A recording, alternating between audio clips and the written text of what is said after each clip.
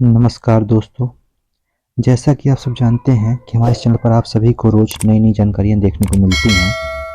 आज इसी विषय पर आपको हस्तरेखा संबंधित मस्तिष्क रेखा के विषय में जानकारी देखने को मिलेगी। सबसे पहले बात करें कि इंसान के हाथ में मस्तिष्क रेखा, इस वाली भाग को मस्तिष्क रेखा बोला जाता है, जो कि कभी कभी जीवन रेखा से जुड़ के भी चलती है व कभी कभी यहाँ से बिना जुड़े भी दिखाई देखने को मिलती है। हस्तरेखा शास्त्र में सबसे पहले बताया गया है कि मस्तिष्क रेखा जितनी बड़ी होगी उतना ज़्यादा बेहतर देखने को बनता है। पर उसके साथ ही अगर किसी भी व्यक्ति की मस्तिष्क रेखा सीधा आके और वह नीचे की तरफ देख रही है, यानी यह भाग हमारा चंद्र का भाग कहलाता है।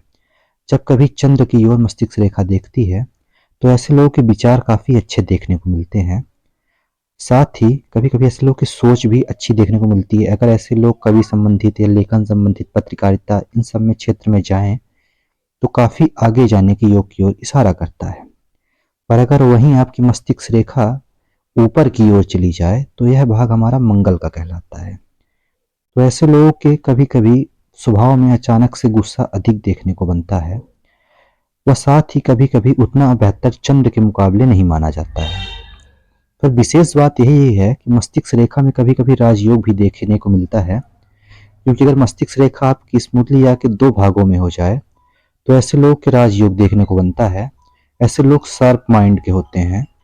और कभी कभी ऐसा भी देखा गया कि ऐसे लोग निर्णय लेने में विलंब भी करते हैं, ऐसा भी देखने को बनता है। साथ ही आपने बहुतों के हाथों में देखा होगा कि मस्तिष्क रेखा बीच में आके टूट के फिर ऐसे जाती है। तो जब कभी ऐसी मस्तिष्क रेखा देखने को बनती है किसी भी व्यक्ति के हाथ में, तो ऐसे लोगों के बीच का जीवन काफी थोड़ा संघर्ष में देखने को, उलझनों से भरा हुआ देखने को मिलता है।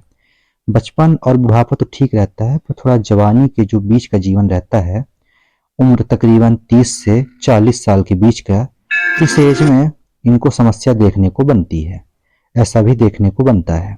ऐसे लोग थोड़ा उलझन देखने को आता है जीवन में कभी ना कभी।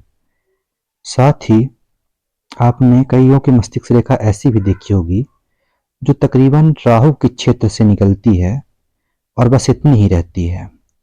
तो ऐसे में भी व्यक्ति के जीवन में कभी कभी संघर्ष को देखने को बनता है। पर हस्तरेखा शास्त्र यह भी कहता है कि मस्तिष्क रेखा जिनकी छोटी हो और राहु के क्षेत्र में आके समाप्त हो जाए तो ऐसे लोग अच्छे शार्प माइंड के देखे गए हैं। छोटी भी मस्तिष्क रेखा अच्छी फलकारी होती है, ऐसा नहीं कि बड़ी मस्तिष्क रेखा ही अच्छी मानी गई है। पर अगर छोटी मस्तिष्क रेखा हो, वह साफ सुथरी, दोष मुक्त हो, उसमें दीप का चिन्ह या फिर आईलैंड का चिन्ह, कोई भी ऐसे दोष चिन्ह ना हो, तो ऐसी भी मस्तिष्क रेखा काफी अच्छी देखने को मानी गई है। साथ ही आपने कभी कभी किसी किसी के हाथों में दो दो मस्तिष्क रेखा भी इसी तरह का देखा होगा। तो ऐसे में भी कभी कभी चीजें देखने को बनती हैं। वह कभी कभी आपने किसी जातक के हाथ में देखा होगा कि एक ही रेखा रहती है और उनके हाथ में हृदय रेखा मिसिंग रहती है। तो यह रेखा जब होती है तो इसे मंकी रेखा कहते हैं। ऐसे लोग भी भाग्यशाली माने गए हैं। पर ऐसे लोग के ऐसी रेखा मंकी के हाथ में भी पाई जाती है, इसलिए इसे मंकी रेखा कहते हैं। साथ ही ऐसे लोग को थोड़ा गुस्सा भी ज्यादा आता है। पर अगर ऐसे लोग अपने गुस्से को फोकस कर लें किसी काम के प्रति या किस चीज की तैयारी में, उसको ये कार्य करना है या मुझे ये तैयारी करनी है, तो इनके लिए अच्छी फलकारी भी देखने को बनती है 100%। और ऐसा आपको कम ही हाथों में देखने को मिलेगा, 100 में 1-2 ऐसी चीजें देखने को बनेंगी।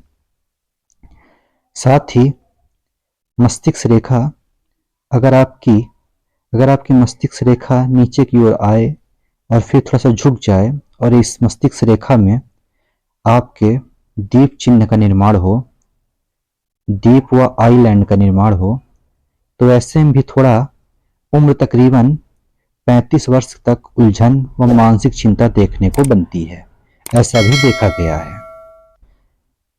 आज का ब्लॉग आपको कैसा लगा, हम सबको जानकारी दें। यहाँ तक वीडियो देखने के लिए आप सभी का दिल से धन्यवाद।